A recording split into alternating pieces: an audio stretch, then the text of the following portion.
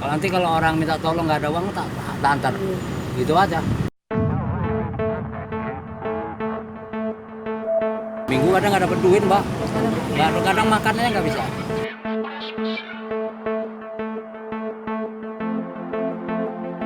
Nggak ada modal, Mbak, mau beli motor.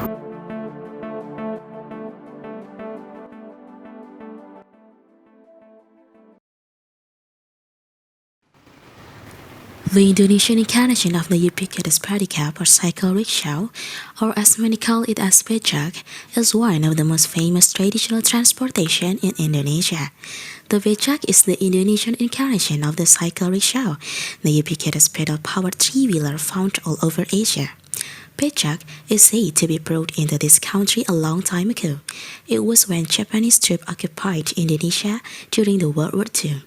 At the time, the three-wheeler was used to transport logistics.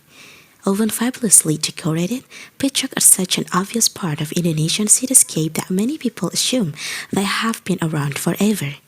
Eventually, in 1998, some 40,000 becak were confiscated in Jakarta and dumped into the sea.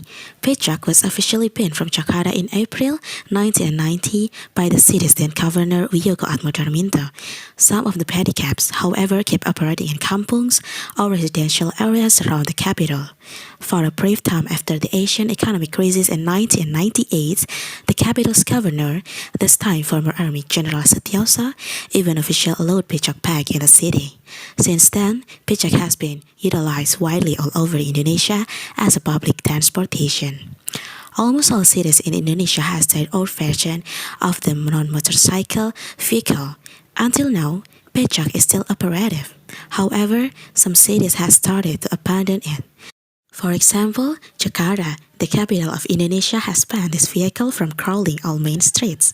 Some other cities have also issued the same regulation, but despite official efforts, they still survive in smaller towns and in the backstreet of the big cities.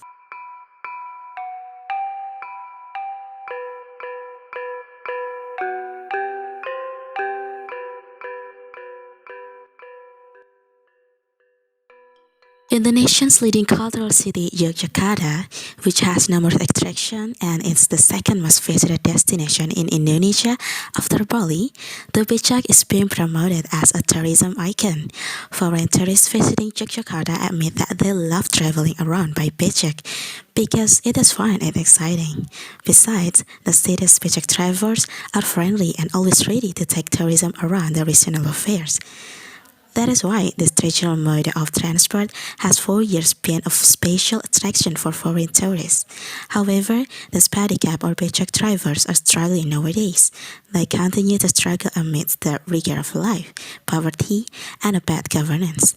However, they continue to practice social solidarity, courage, resilience, integrity, kindness, self-control, and humility in order to continue for survival. 5.000, 3.000 tarik. Nanti kalau orang minta tolong nggak ada uang, tak antar. Gitu aja. These pedicab drivers continue to struggle today and are part of Everyday Resistance group.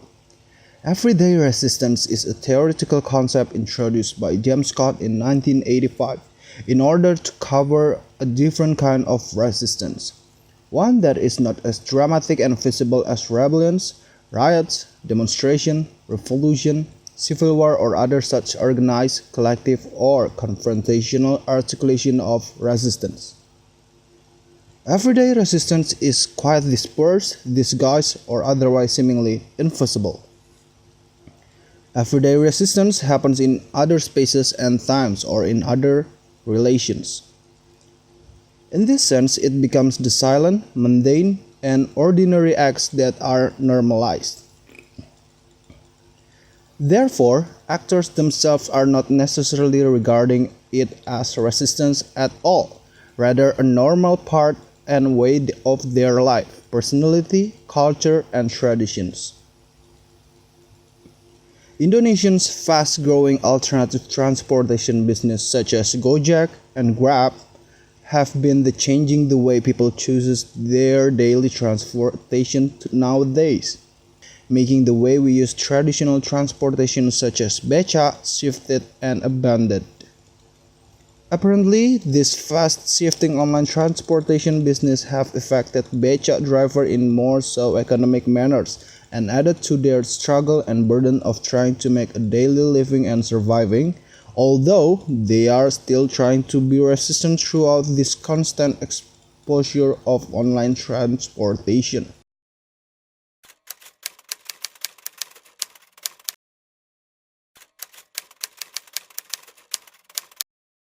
Most of the riders are from Bantul, roughly 13 kilometers away from Malioboro Street.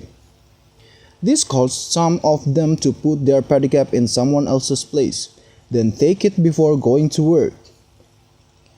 On the other hand, some of them also prefer to ride it all the way from their home to Malioboro.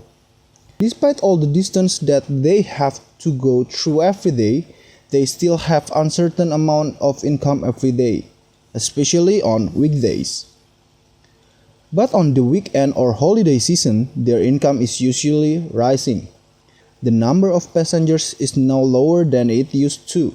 The situation might or might not be caused by growing of ride-hailing services in Yogyakarta such as Gojek and Grab.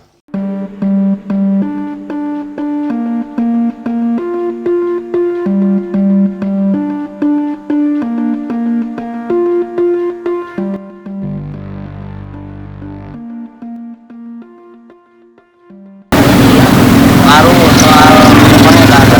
Jadi mereka kayak pindah gitu ya. Iya, pindah ke ojek.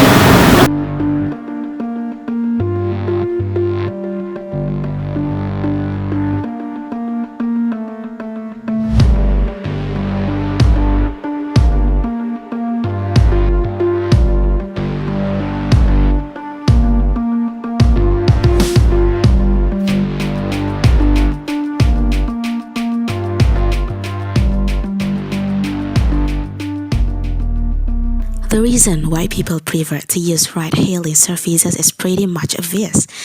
So, why don't the pedicab drivers switch their job to become Gojek or Grab drivers? Well, it's actually not as easy as it seems. Most of them are already in their 50s, and to be a Gojek or Grab driver, they need to operate using smartphones. Some of them find it difficult to learn how to use smartphones.